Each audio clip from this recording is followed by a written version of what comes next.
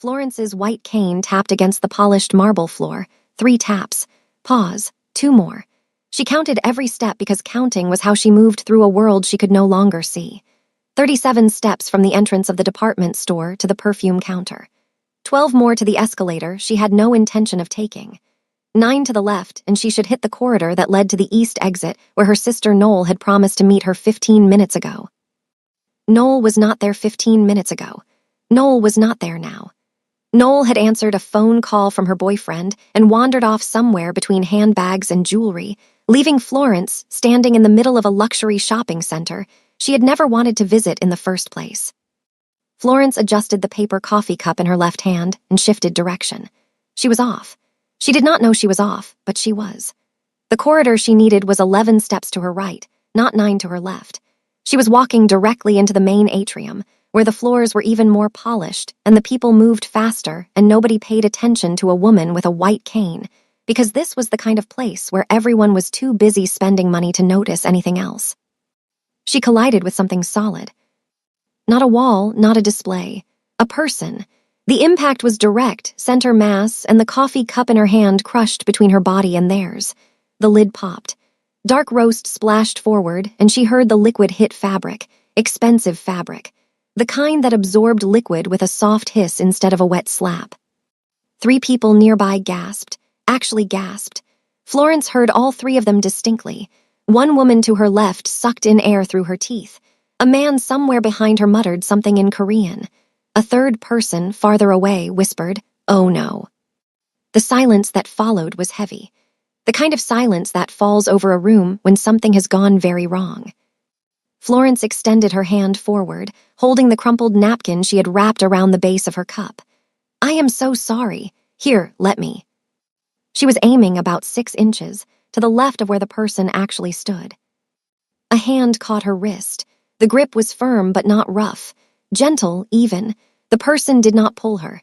They guided her hand so the napkin actually made contact with the wet fabric. "You missed," a voice said.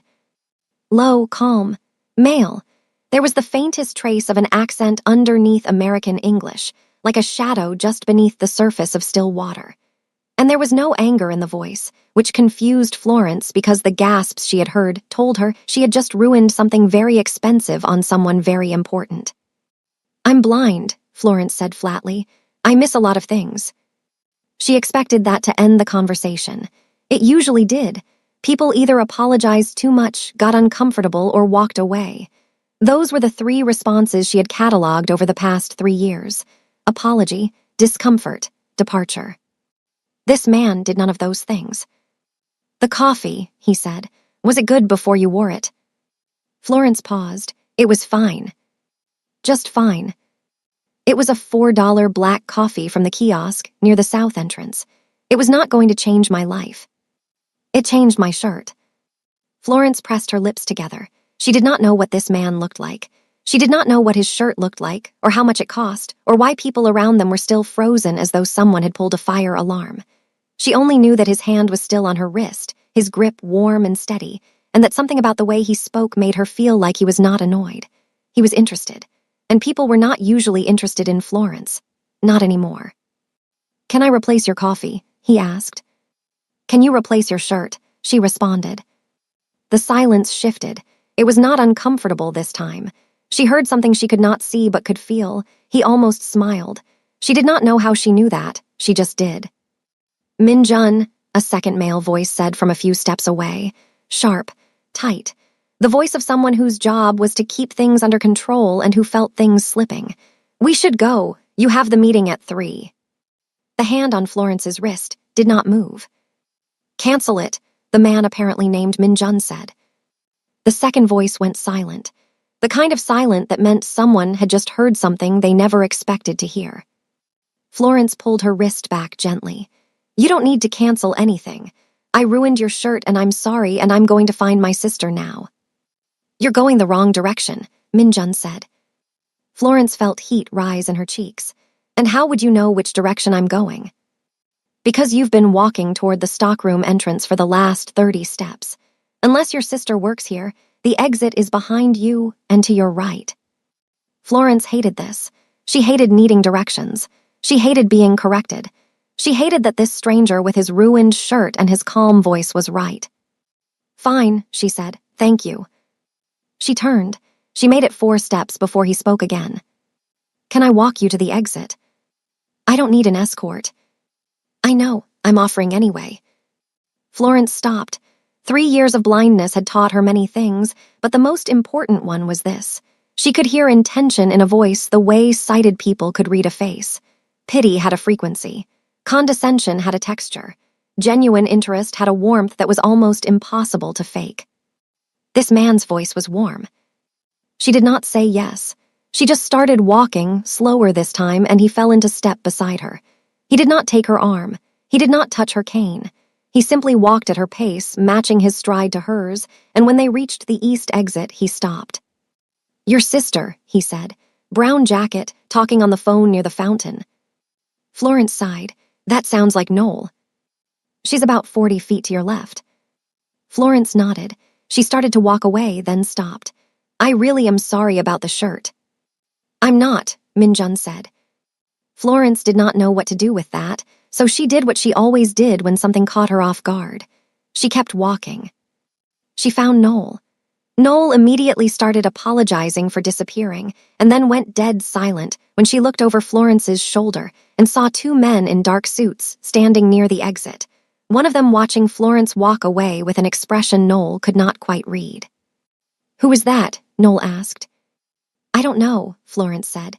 "Someone whose shirt I ruined." They left. Florence did not ask the man's name. She did not look back because she could not look back. She could not look at anything. But Minjun Park stood at that exit for another full minute, watching a woman with a white cane disappear into the Arizona afternoon, and something shifted in his chest that he did not have a name for. He had not almost smiled in 4 months. He had almost smiled twice in the last 5 minutes. "Who was she?" Seung-ho asked from behind him. "Find out," Minjun said. Seung-ho stared at him. 8 years. 8 years he had worked for Minjun Park. 8 years of 14-hour days, international flights, tense negotiations, and impossible problems solved before breakfast. In all of that time, Minjun had never once asked about a stranger. Not once. Seung-ho pulled out his phone and made a call. "Now let me ask you something. If a complete stranger spilled coffee on you and you realized they could not see you at all, would you walk away? Or would something make you stay? Let me know in the comments section." Minjun sat in the back of his black Escalade in the parking structure beneath Kierland Commons.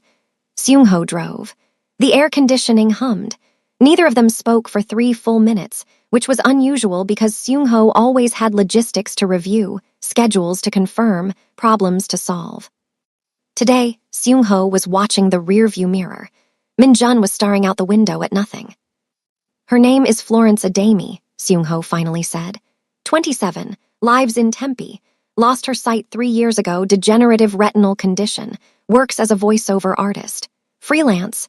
Studio rental by the hour. No criminal record. No debt besides medical bills. Sister is Noel Adami, 30, lives in Memphis. Minjun said nothing. "She is nobody," Seung-ho added. He did not mean it cruelly. He meant it in the way their world measured people. No connections, no leverage, no power, no wealth. In their world, she did not register. "She's not nobody," Minjun said quietly. Seung-ho drove. Minjun Park was the CEO of Park Consolidated, a Korean-American business empire that controlled real estate, technology, and private security operations across the entire American Southwest. His penthouse in Paradise Valley overlooked Camelback Mountain. He owned a 30-story building in downtown Los Angeles. His name carried weight in boardrooms from Beverly Hills to Bellevue. He was 31 years old, and he controlled more money than most people could conceptualize. Behind the corporate title, there was another layer. Minjun operated in the gray spaces between business and power. Protection, influence, high-stakes negotiation. When disputes arose between powerful families, Korean or otherwise, Minjun was the man who resolved them, sometimes with a handshake, sometimes with a phone call that made people reconsider their choices. He was not violent. He did not need to be. His reputation was enough. Everyone in his world either feared him or wanted something from him. Every single person, without exception. Until today. Until a woman who could not see him spilled coffee on his shirt and was annoyed about losing her $4 drink and did not care who he was because she could not see the suit or the watch or the two bodyguards flanking him. She just heard a voice. And she responded to the voice, not the power. Min-jun did not know what to do with that. So he sat in his car and said nothing and thought about a crumpled napkin aimed 6 inches in the wrong direction. Meanwhile, Florence was in Noel's rental car, heading back to her apartment in Tempe. The apartment was a modest 1-bedroom near Arizona State University. Clean, organized with military precision because when you were blind, everything had to be exactly where you left it or the whole system collapsed. Cans in the pantry arranged by size, clothes organized by texture, furniture that never moved. Noel had flown in from Memphis 3 days ago because she was worried. Noel was always worried. She had reason to be. Florence had been disappearing, not dramatically, not in any way that would make headlines or trigger emergency calls. She was disappearing quietly. She had stopped answering phone calls consistently. She had cut her grocery orders in half. She had declined 2 voiceover contracts last month without explanation. Her world was getting smaller. Every month, she shaved off another piece of it, another friend she stopped responding to, another invitation she turned down, another meal she skipped, because ordering food required energy she did not have. Noel saw it all. She saw the nearly empty refrigerator. She saw the stack of unopened mail on the counter. She saw her sister sitting in a dark apartment, dark because Florence did not bother turning on lights since they made no difference to her, and she wanted to scream. But the thing that broke Noel was the drawer. She found it while Florence was in the shower. A kitchen drawer stuffed with medical bills and insurance denial letters and one document that made Noel's hands shake. It was a printout from a medical journal. Someone had printed it for Florence, probably her ophthalmologist. It described an experimental surgical procedure being developed at a specialty clinic in Houston. The procedure targeted exactly Florence's type of retinal degeneration. Early trials showed a 40 to 60% chance of restoring partial vision. Not full, partial, but partial was everything when you had nothing. The cost was listed at the bottom, $480,000, not covered by insurance, not covered by any program Noel could find. Florence had never mentioned it, not once, not to Noel, not to their parents, not to anyone. When Florence came out of the shower, Noel was sitting on the couch holding the document. Florence heard the paper rustling and knew immediately. "Don't," Florence said.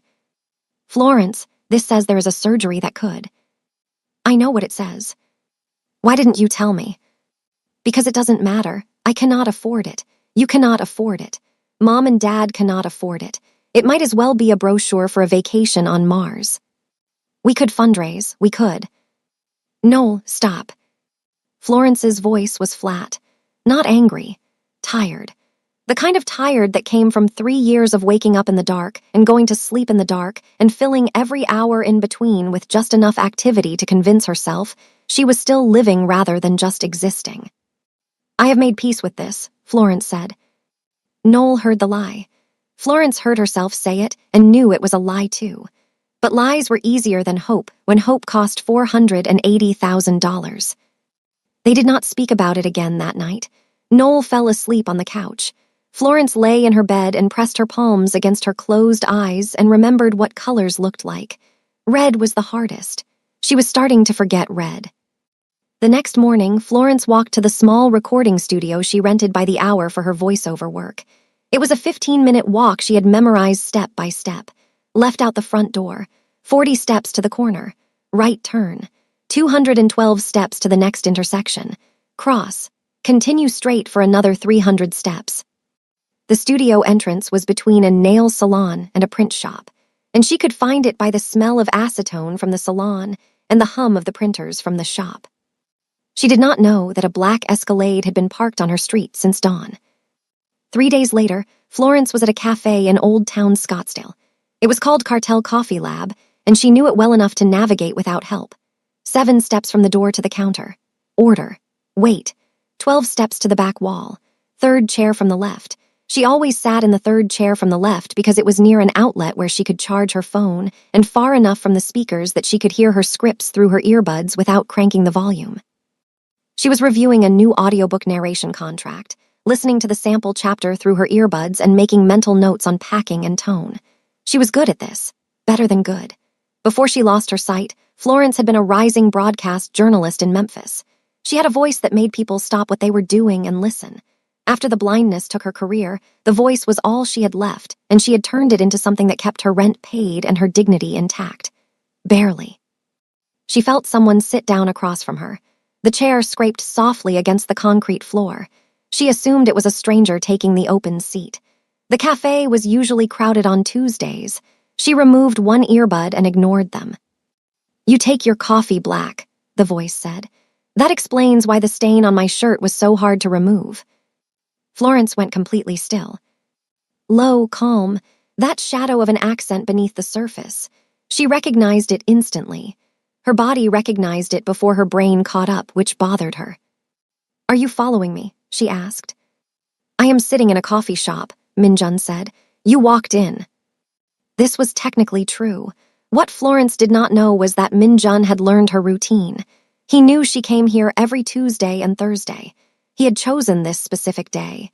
He had arrived 40 minutes before her. He had a laptop open in front of him that he had not looked at once. He did not fully understand why he was here. He only knew that he had not stopped thinking about the woman who ruined his shirt and did not apologize properly and did not care who he was. "You're the man from the department store," Florence said. "Minjun. You remember my name." "I remember everything I hear. It's how I survive." Minjun studied her face. She was beautiful in a way that demanded attention. Fair brown skin, high cheekbones, full lips pressed together in a line that said she was deciding whether to stay or leave. Her eyes were deep brown and unfocused, aimed slightly past his left shoulder. She wore no makeup. Her hair was pulled back in a low bun. She looked like someone who had stopped trying to impress the world and somehow became more striking because of it. "I need you to know something," Florence said. "I can't see your face. I can't read your expressions. I don't know if you're smiling or frowning or lying. So I need you to understand that if you ever lie to me, I will hear it in your voice eventually. I always do." "I believe you," Minjun said, and he meant it.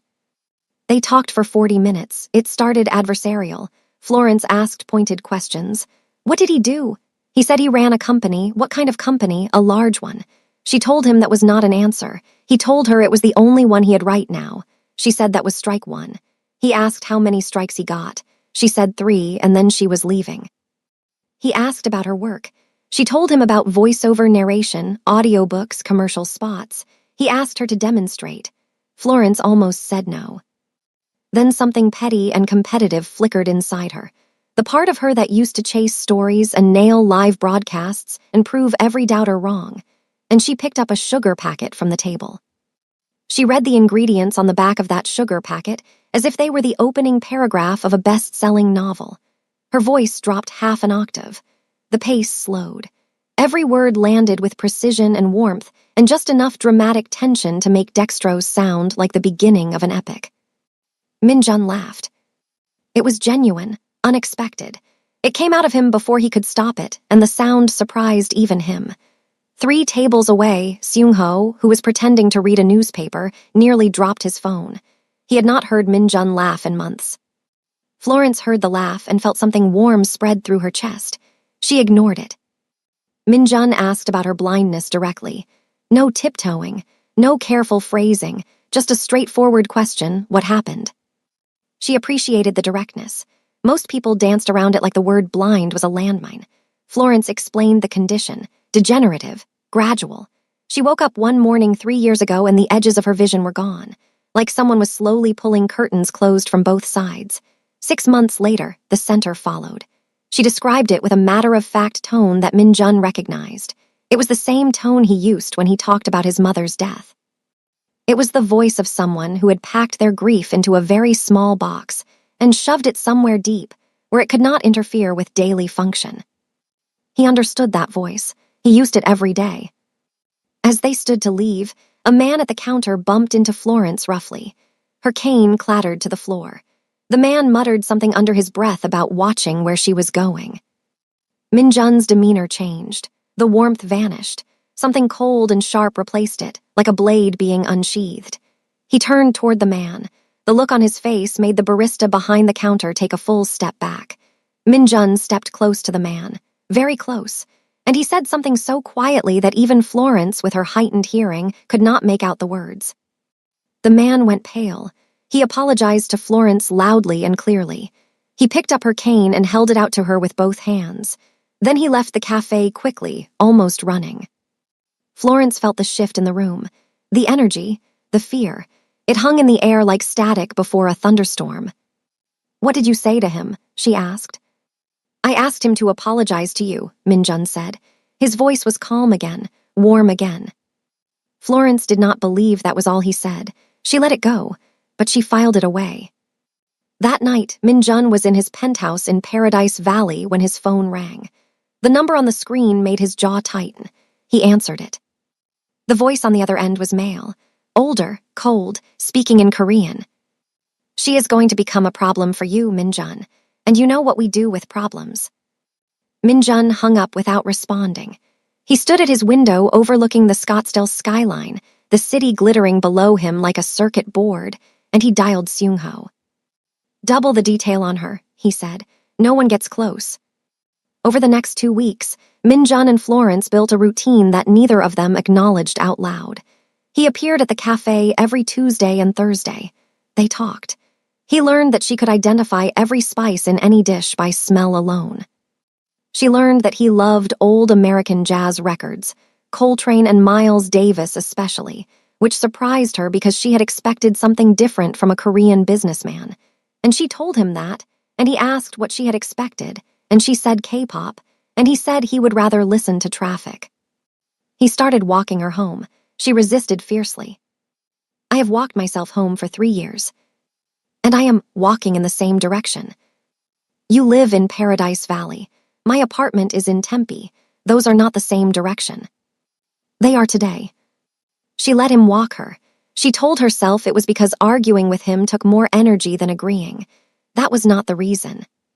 He brought her food, Korean food from a restaurant in Tempe, jjajangmyeon in a takeout container still warm. She opened it and inhaled and identified 8 of the 9 ingredients on the first try. Fermented black bean paste, pork, onion, zucchini, potato, garlic, sesame oil, cornstarch. She missed the cabbage. 8 out of 9, Min-jun said. "That's remarkable." "That's annoying," Florence said. "Which one did I miss?" "Cabbage." "Cabbage betrays me every time." Min-jun watched her eat with chopsticks she handled with practiced ease. She told him she had learned from a college roommate. She told him about Memphis, about growing up in a household where her mother cooked every night and her father played guitar on the porch, and her sister Noel was the loud one, and Florence was the quiet one who watched everything from the corner of the room. "And now you can't watch anything," Min-jun said. It was blunt. Anyone else would have flinched away from saying it. Florence appreciated it. "No," she said. "Now I listen, and listening tells you more than watching ever did." She learned pieces of Min-jun's past in fragments. His mother had died 4 years ago, ovarian cancer. He said it quickly, the way you say something you have said too many times. His father was alive, but they had not spoken in 2 years, a falling out over the direction of the company. Min-jun had wanted to expand into technology and clean energy. His father had wanted to keep things as they were. The argument escalated until it was not about business anymore. It was about control. It was about a son who refused to be a copy of his father and a father who could not accept a son who was not. Florence heard the pain in his voice when he talked about his mother. She heard the anger when he talked about his father. She filed both away. Before she lost her sight, Florence had been more than a rising journalist. She had been offered a position at a network affiliate in Nashville. It was everything she had worked for. The blindness took it in 6 months. Her career, her confidence, her fiancé. His name was Grant. Grant had proposed on a rooftop in downtown Memphis with a ring he could barely afford and a speech about forever. 6 weeks after Florence's diagnosis, Grant sat her down and said, "I didn't sign up for this." He said it like the blindness was a breach of contract, like she had deceived him by getting sick. He left. Florence had not been in a relationship since. She did not trust that anyone would stay. History had taught her that people love the idea of loyalty more than the practice of it. She did not tell Min-jun about Grant, not yet. While this fragile, careful thing was building between them, Minjun's world was closing in. His father, Park Yong-soo, arrived in Scottsdale unannounced. 71 years old, silver-haired, impeccably dressed, sharp enough to cut glass. Yong-soo had built Park Consolidated from a single import business in a warehouse in Koreatown, Los Angeles, into a multi-billion-dollar empire. He had sacrificed everything for it: his marriage, his health, his relationship with his only son. And he was not about to watch Minjun risk it for a woman. Because Yong-soo had heard about Florence, his network of informants was nearly as vast as Minjun's, older, more embedded, the kind of people who reported back not out of loyalty but out of habit. The meeting happened in Minjun's penthouse. Yong-soo stood by the window with his hands behind his back, looking out at Camelback Mountain. "An unknown woman," Yong-soo said in Korean. "Blind, no connections, no family name, no wealth. This is not a strategic choice, Minjun. I did not ask for your assessment. The alliances we have built with the Choi family, the Han Group, the investors in Palo Alto, all of it depends on perception, on strength. A leader who is distracted is a leader who is vulnerable." "I am not distracted." Yong-soo turned from the window. His eyes were the same shape as Minjun's, the same dark intensity, but where Minjun's held fire, Yong-soo's held ice. "Your mother would be disappointed," Yong-soo said. Minjun gripped the edge of his desk. The wood creaked under his fingers. He did not respond. If he opened his mouth right now, he would say something that could never be taken back. Yong-soo left. Minjun stood in his office for a long time after his father was gone. The anger did not fade. It sank into his bones and stayed there. 3 days later, Florence was recording a voiceover session in her rented studio. She was halfway through a chapter of an audiobook, a thriller about a woman on the run, and her voice was steady and controlled and hitting every beat perfectly. Then the power cut. Her equipment died. The hum of the air conditioning stopped. The room went silent.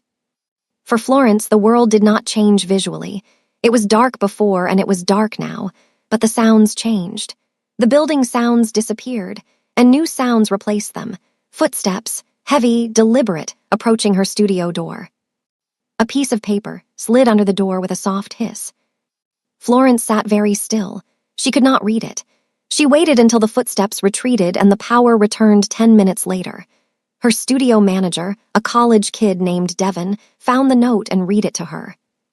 "Stay away from Minjun Park. This is your only warning." Florence's hands shook, not from fear, from anger. She had spent 3 years having things taken from her, her sight, her career, her confidence, her future, and now someone she did not know was trying to take away the first person who had made her feel like herself in years. She did not call Minjun. She called Noel. "I need you to tell me everything you can find about a man named Minjun Park." Noel searched. What she found, the business empire, the power, the rumors about influence that stretched beyond boardrooms, made her beg Florence to walk away. Florence said, "No."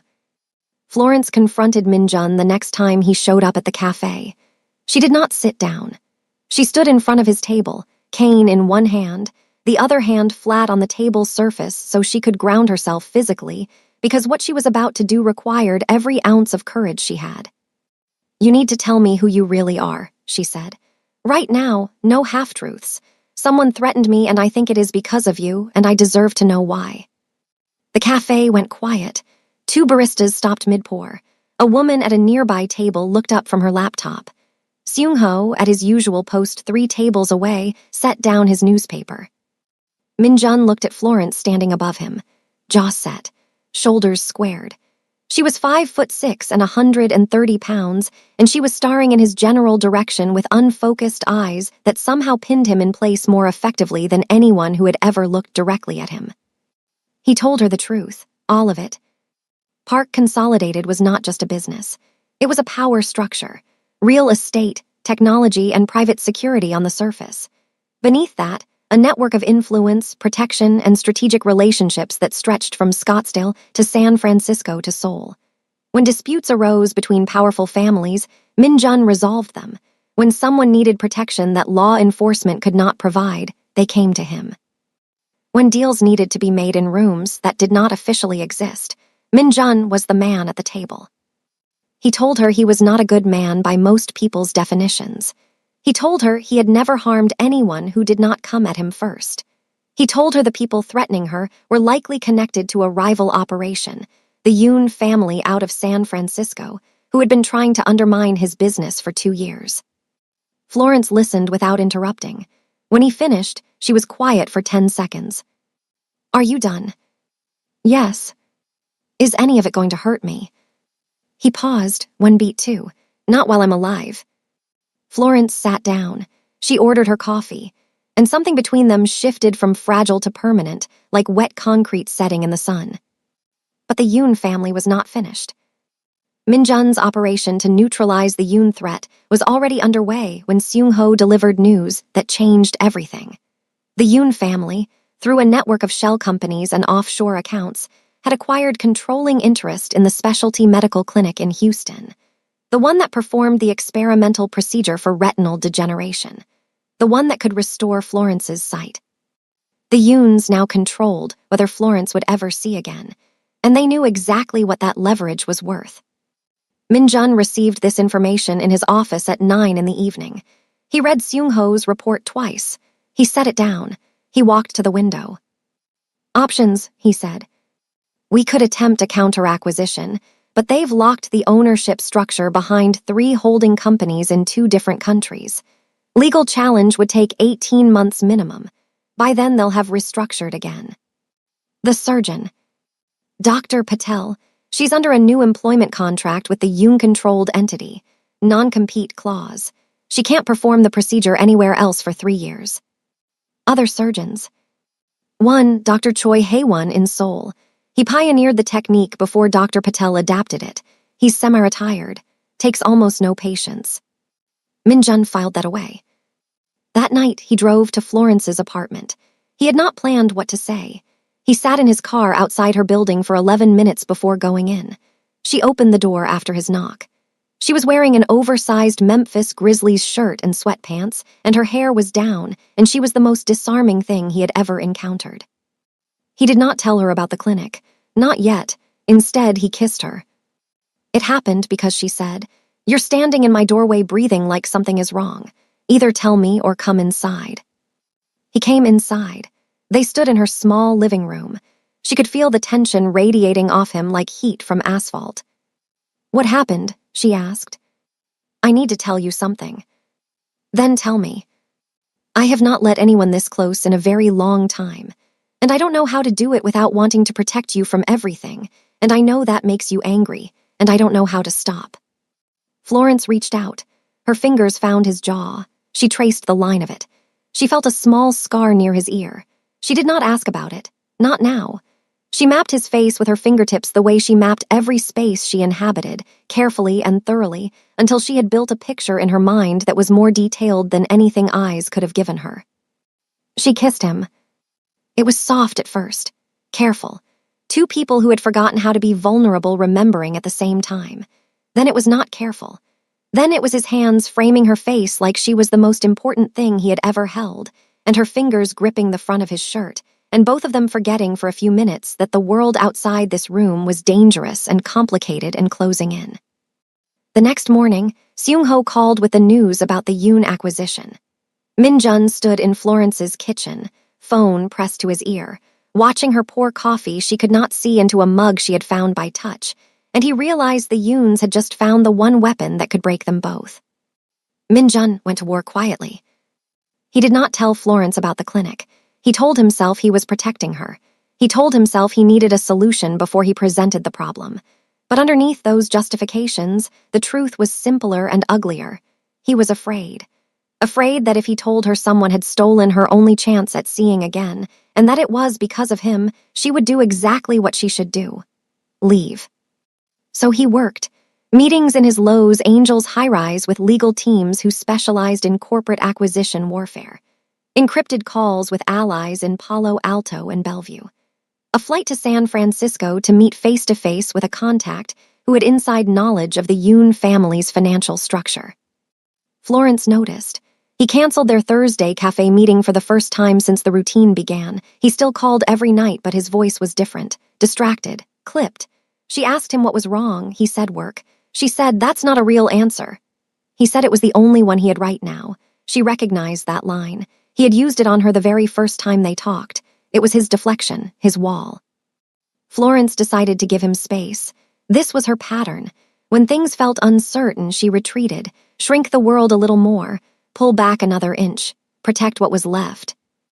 Noel called from Memphis. "How are things with your mysterious Korean billionaire?" "He's pulling away." "Or he's dealing with something he doesn't want to burden you with. Those are not the same thing, Flo. They feel the same when you can't see someone's face."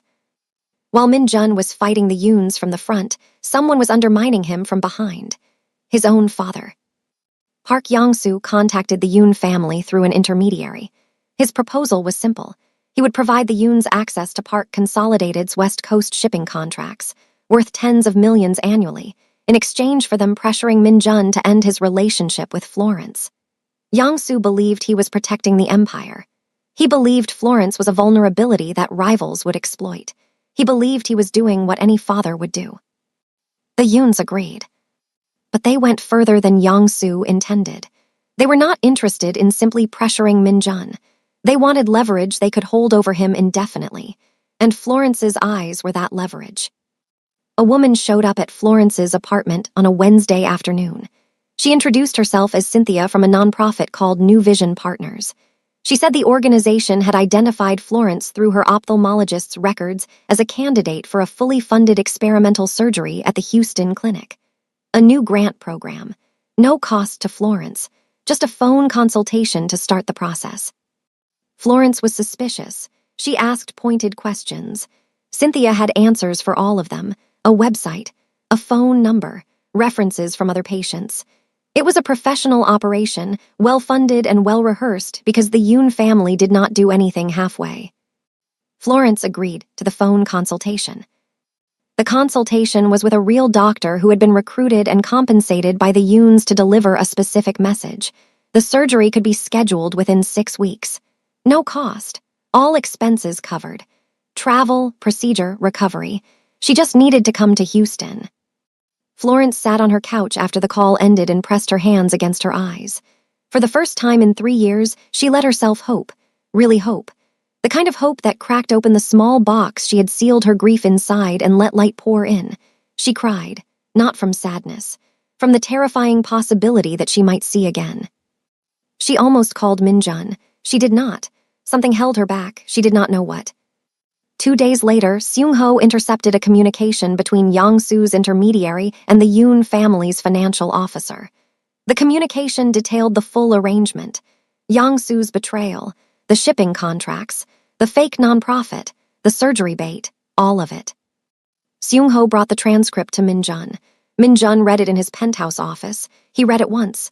He read it again. He set it down on his desk. He did not throw anything. He did not yell. He sat in complete silence for 11 minutes. Seung-ho waited. He had never seen Min Jun this still. It was more frightening than any anger would have been. Min Jun picked up his phone and called his father. "I know what you did." Yong-soo was silent for 3 seconds. "I did it for this family." "You are no longer part of this family." He hung up.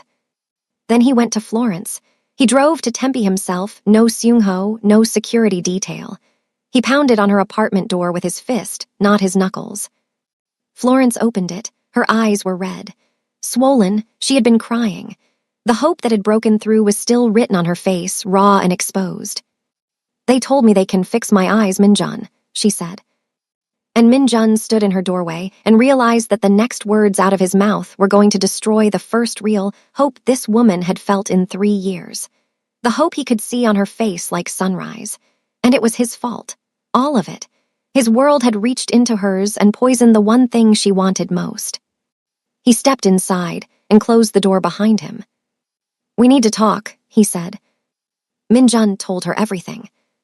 The Yoon family, the clinic acquisition, his father's involvement, the fake nonprofit, Cynthia, who did not work for any grant program, the surgery offer that was not generosity but a weapon. Florence listened. She stood by her kitchen counter with her hands flat on the surface, fingers spread, as if she needed the solidity of the countertop to keep her upright. She did not cry. She did not scream. She went perfectly, terribly still. When he finished, she said the words that cut deeper than anything anyone had ever said to him. "You knew about the surgery. You knew it existed.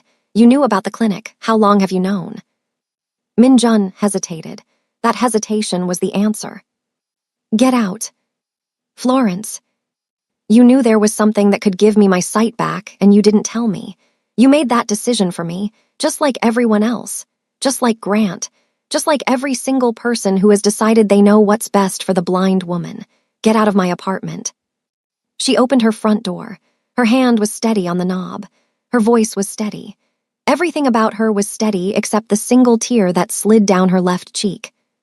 Min-jun wanted to argue. He wanted to explain.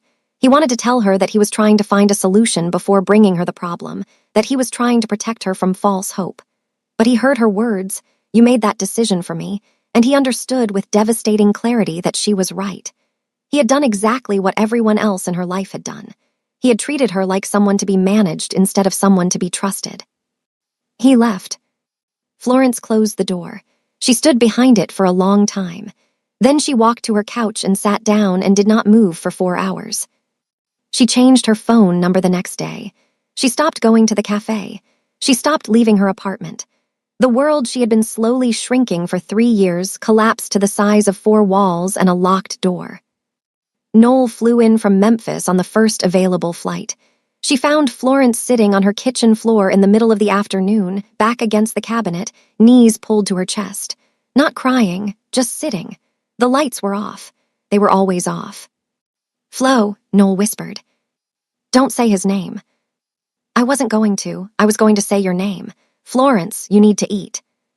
Florence did not eat. Not that day, barely the next. Min-jun handled it differently. He went to work. He took meetings. He closed a massive real estate deal in Beverly Hills without changing expression. He reviewed quarterly projections with his CFO.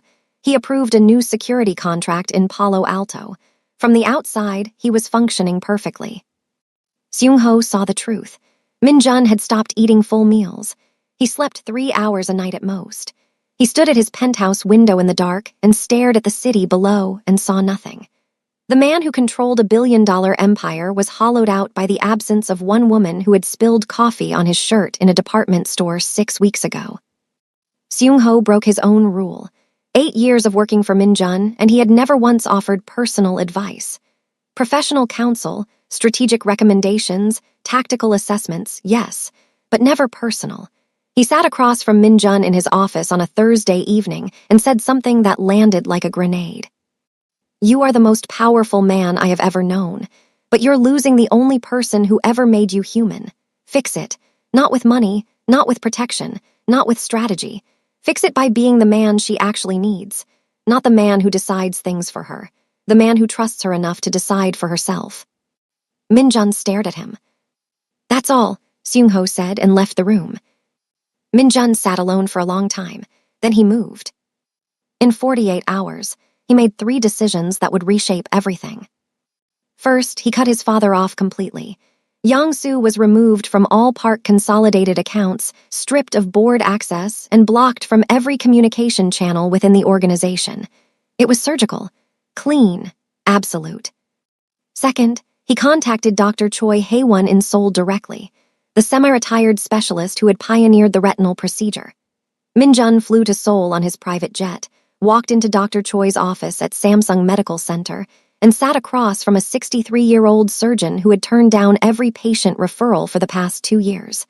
Min-jun did not offer money. He did not leverage connections. He told Dr. Choi about a woman in Arizona who had lost her sight and her hope, and who deserved the chance to get both back. He told the truth. It was the most honest Min-jun had been with a stranger in his entire adult life. Dr. Choi agreed to review the case. Third, Min-jun secured the surgical commitment. No strings, no Yoon involvement, no conditions. He covered the full cost himself, not as a transaction, not as leverage. As the only thing he could give Florence that she actually needed, a real choice. He flew back to Scottsdale with the surgical plan, Dr. Choi's direct contact information, and a personal letter from the doctor to Florence explaining the procedure, the risks, the recovery timeline, and the expected outcomes. He did not go to Florence's apartment. He went to Noel. He met her at a coffee shop in Tempe, not far from Florence's building. He handed her the file. He handed her the letter. He said, "Give this to her. Tell her it's real. Tell her there are no conditions. She never has to see me again if she doesn't want to, but she deserves to have this choice. She deserves to make it herself." He turned to leave. "Min-jun," Noel said. He stopped. "You should know. She hasn't stopped talking about you, even when she's angry, especially when she's angry. That woman in there is my sister, and I have never seen her care about anyone the way she cares about you. Not even Grant. And Grant she was going to marry." Min-jun did not turn around. He nodded once. Then he walked out of the coffee shop and got into his car and sat there for a very long time. Noel brought the file home. She sat next to Florence on the couch and read every word out loud. The procedure, the doctor, the success rates, the risks, the recovery timeline. Every word of Dr. Choi's letter, written in precise, kind, clinical language that somehow managed to feel personal. Florence listened. She asked Noel to read it again. Noel did. "Is it real?" Florence whispered. "There's a number for Dr. Choi's office. Call them yourself." Florence called. She spoke with Dr. Choi's patient coordinator who confirmed everything. The appointment, the availability, the no-conditions arrangement. Florence asked the coordinator to transfer her to Dr. Choi directly, and the coordinator did, which surprised Florence because she had expected barriers and gatekeepers. Dr. Choi spoke to her for 12 minutes. His voice was calm and precise. He told her the risks honestly. He told her the expected outcome honestly. 40 to 60% chance of partial restoration. Not full, partial. But partial meant shadows becoming shapes, shapes becoming faces, darkness becoming something less than total. Florence thanked him and hung up. She sat with the information for 2 full days. She did not call Min-jun. She did not talk about him. But Noel noticed that Florence had started moving again. She showered. She ate. She stood at her window and faced the sun she could feel but not see. On the 3rd day, Florence said, "I need coffee, the cafe in Old Town." Noel drove her. Florence walked in with her cane, 7 steps to the counter. Order, black coffee, 12 steps to the back wall, 3rd chair from the left. Min-jun was not there. He had stopped coming, respecting her boundary, giving her the space she demanded even though it was killing him slowly. Florence reached into her bag and pulled out a new phone. She had gotten it that morning. She dialed a number she had memorized from the surgical file, Min-jun's direct line. He answered on the 1st ring, not the 2nd, the 1st, as if he had been holding the phone for days waiting for a call he was not sure would ever come. "You didn't put any conditions on it," Florence said. "No." "Why?" A pause. She heard him breathe. She heard the chair creak as he shifted somewhere far away. "Because it was never about me getting something," he said. "It was about you having everything you were supposed to have." Silence, long, full, the kind of silence that holds an entire conversation inside it. "I'm at the cafe," Florence said. He was there in 14 minutes. He came through the door and she heard his footsteps. She knew them now, could pick them out of a crowd, and he crossed the cafe and sat down across from her. Neither of them spoke for almost a minute. Then Florence reached across the table and found his hand. She held it. She was crying quietly. He was holding her hand with both of his, and his grip was tight and his breathing was uneven. "I'm sorry I shut you out," she said. "I'm sorry I made the choice for you. Don't do it again." "I won't. I mean it, Min-jun. I know, I won't." She squeezed his hand. "I want to do the surgery." "Okay. And I want you there." He brought her hand to his lips and pressed them against her knuckles and said, "I'll be there." They flew to Seoul 2 weeks later. Noel came. Seung-ho came, though he spent most of the time on the phone managing the empire from 8,000 miles away. The surgery was at Samsung Medical Center. It took 7 hours. Min-jun sat in the waiting room the entire time. He did not check his phone. He did not take calls. He did not pace. He sat in a plastic chair and stared at a set of double doors and waited. Seung-ho brought him coffee twice. Min-jun did not drink either one. When Dr. Choi finally emerged and said the procedure went well, Min-jun closed his eyes for 3 seconds. It was the closest he had come to prayer in 20 years. Florence woke up with her eyes bandaged. The doctor explained that they would not know the extent of the results for 72 hours. The bandages would stay on. 3 days of darkness. For Florence, darkness was not new. She had lived in it for 3 years. But this darkness was different. This darkness had a countdown. This darkness might end. Min-jun stayed with her. He sat beside her hospital bed. He read to her from a book Noel had brought, a mystery novel that he narrated terribly because he had none of Florence's vocal talent. Florence laughed at his reading and said he sounded like a GPS giving dramatic directions. He kept reading anyway. 72 hours later, Dr. Choi entered the room. Florence was sitting on the edge of her bed. Min-jun stood in front of her. Noel was beside her, gripping her hand so hard that Florence could feel her sister's pulse. Dr. Choi removed the bandages, layer by layer. Slowly. The room was dim, the lights lowered to protect Florence's sensitive retinas. Florence's eyes were closed. "Whenever you are ready," Dr. Choi said, "open your eyes." The room held its breath. Florence opened her eyes. The world was not sharp. It was not the crisp, vibrant, full-color vision she remembered from 4 years ago. It was blurred at the edges, shapes without hard lines, colors muted like a painting viewed through frosted glass. But it was there. She could see light, actual light, the soft glow from the dimmed overhead fixture in the hospital room, the rectangle of the window, pale gray behind a curtain, the dark shape of furniture, and directly in front of her, slowly coming into focus like a photograph developing in real time, a face. Min-jun's face. She had never seen him before. In all the weeks they had spent together, through coffee and arguments and one kiss that changed everything and one fight that nearly destroyed everything, she had only known him through sound and touch. His voice, the scar near his ear that she had traced with her fingertip, the shape of his jaw that she had mapped with her hands in the dark. Now she saw him, not perfectly, not in high definition, but enough. Dark eyes, strong jaw, the scar she already knew, a thin line near his left ear, and an expression on his face that she did not need perfect vision to read. His eyes were filled with tears he was refusing to let fall. "Hi," she whispered. He broke. The tears fell. He did not wipe them. He did not look away. He did not hide. "Hi," he said. Noel was sobbing openly beside her, both hands pressed over her mouth.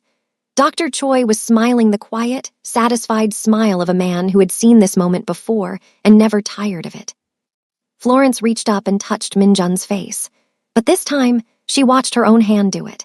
She watched her fingers move through the air, watched them make contact with his skin, watched them trace the line of his jaw from chin to ear. She was watching her hand touch someone's face for the first time in 3 years, and the simplicity of it, the miracle of something so ordinary, broke her open. "You're more handsome than I thought you'd be," she said through tears. Min-jun laughed. It was wet and broken and real. "You're more beautiful than I told you were." Florence's vision improved steadily over the following weeks. Dr. Choi had been honest with her from the beginning. It would never be 100%. She would always have blurriness at the edges. She would need follow-up procedures. Some days would be better than others. But she could see. She could see faces. She could see the sky. She could see the color red, which she had been terrified of forgetting, and it was exactly as vivid as she remembered. She stood at Min-jun's penthouse window in Paradise Valley and watched the sunset over Camelback Mountain. She watched the sky turn orange and gold and then deepen into purple at the edges, and she laughed because Min-jun had once described it to her as orange juice spilled into a bruise, and he was right. It looked exactly like that. Min-jun dealt with the Yoon family the same way he dealt with everything. Strategically, precisely, without spectacle. He did not destroy them. He outmaneuvered them. Over the course of 3 months, he systematically dismantled their support network. Business partners in San Francisco who had backed the Yoons for a decade quietly withdrew their support after private conversations with Min-jun's representatives. Investors in Bellevue redirected their capital. Political contacts in Sacramento stopped returning calls. The Yoon operation was not destroyed. It was diminished. Reduced from a threat to an inconvenience to a footnote. They never came near Florence again. The fake nonprofit, New Vision Partners, was exposed and shut down. The doctor who had participated in the false consultation lost his medical license after an ethics board review that Min-jun's legal team initiated. Park Young-soo tried to come back 6 weeks after the surgery. He showed up at the Paradise Valley penthouse unannounced, the way he always did, as if doors would always open for him because they always had. Min-jun let him in. He did not offer him a seat. Yang-soo stood in the living room, and his eyes found a framed photograph on the mantel. It was taken in Seoul, in the hospital garden, the day after Florence's bandages came off. Florence and Min-jun were sitting on a bench surrounded by cherry blossoms. She was looking at him, and he was looking at her, and neither of them was looking at the camera. Noel had taken it without them knowing. Yang-soo stared at the photograph for a long time. Something moved across his face. It was not quite remorse. It was not quite acceptance. It was the beginning of an understanding that had come too late but had come nonetheless. "Your mother would have liked her," Yang-soo said. Min-jun was quiet for a moment. The anger he expected to feel was not there, not gone entirely, but lighter, thinner, like a fog that was beginning to burn off. "Yes," Min-jun said, "she would have." It was not forgiveness. It was not reconciliation.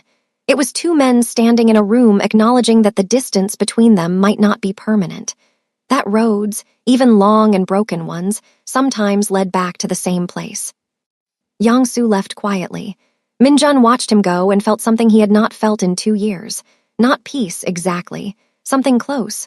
Something like release. 6 months after the surgery, Florence launched something new. Not a return to broadcast journalism. Something different. Something better. A podcast and YouTube channel where she told stories. Real stories about real people who had lost something they thought defined them and built something new from the wreckage. A woman in Nashville who lost her legs in a car accident and became a Paralympic swimmer. A teenager in Scottsdale who lost both parents and started a mentorship program for orphaned kids.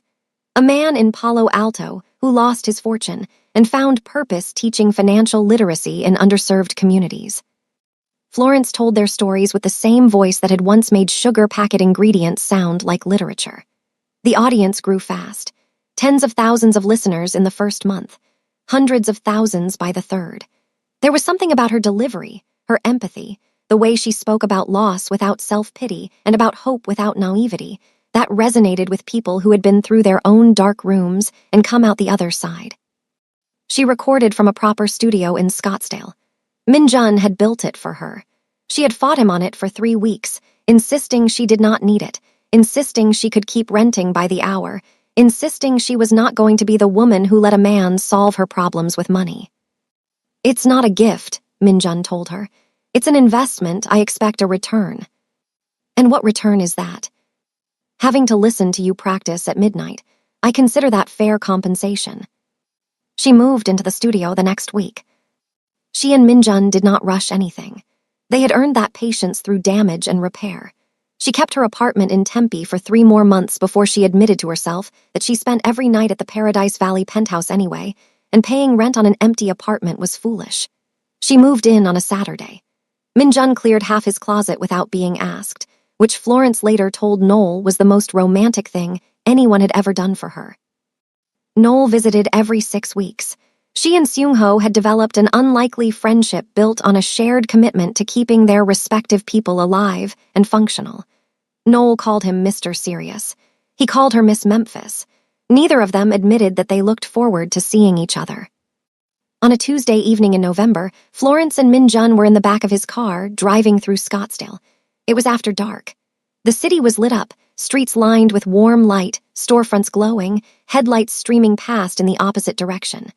Florence was looking out the window, really looking, watching the lights blur and sharpen and blur again as the car moved. She still marveled at it, every day. The simple, staggering act of seeing, a traffic light changing from red to green, the shape of a cloud, the way Min-jun's jaw tightened when he was thinking about something he had not said yet. Small things, ordinary things, things that sighted people stopped noticing by the time they were 5 years old. Florence noticed all of them. She would never stop noticing them. She turned from the window and looked at Min-jun. He was watching her. He did that often now, just watching her see things, as if her rediscovery of the visual world was something he wanted to memorize.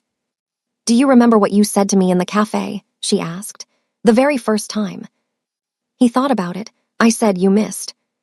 Florence smiled. It was the kind of smile that rearranged everything about her face, took every feature and turned it into evidence of joy. "I didn't miss," she said. "I found you." Minjun looked at her. The woman who had spilled coffee on his shirt in a department store and had not cared who he was. The woman who had not apologized properly and had argued with him and had pushed him away and had pulled him back. The woman who had made him feel something for the first time in years and had terrified him because of it. The woman who had demanded honesty and given it in return and had refused to be managed or pitied or defined by what she could not do. He took her hand. "You found me," he agreed. The car drove on through the Scottsdale night.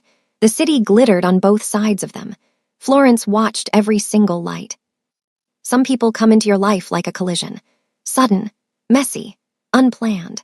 A white cane and a ruined shirt and a crumpled napkin aimed 6 inches in the wrong direction. And sometimes that collision is not an accident at all. Sometimes it is the universe throwing 2 broken people at each other hard enough to crack them open so that something new can grow in the spaces between. Florence gave Minjun a reason to feel. Minjun gave Florence a reason to hope. And together, they built something that no rival family, no scheming father, no threat, and no fear could tear apart. A love that started blind and ended with wide-open eyes. A story that began with spilled coffee and a ruined shirt, and ended with a woman watching the sunset over Camelback Mountain and knowing, for the first time in years, that the best part of her life was not behind her. It was right here, in focus, and it was just beginning.